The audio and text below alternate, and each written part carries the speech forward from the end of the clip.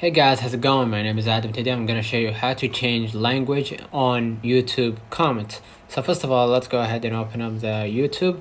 And now what I'm gonna do, maybe you saw, in your comments, probably you saw like a different language from yours. So what you're gonna do in order to fix that problem, you can just go ahead right here to your profile icon at the below, right? And go ahead to the settings gear at the top right corner.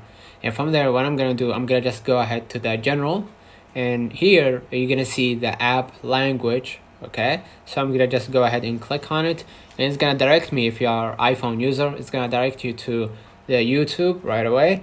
Just go ahead to the preferred language, proceed to it, and change the language to the language that you actually speak. Maybe you're speaking native Espanol or Estonian.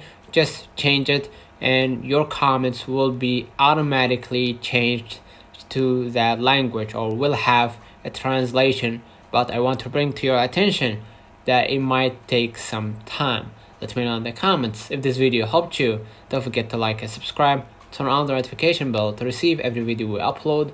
Thank you for watching. See you in the next one.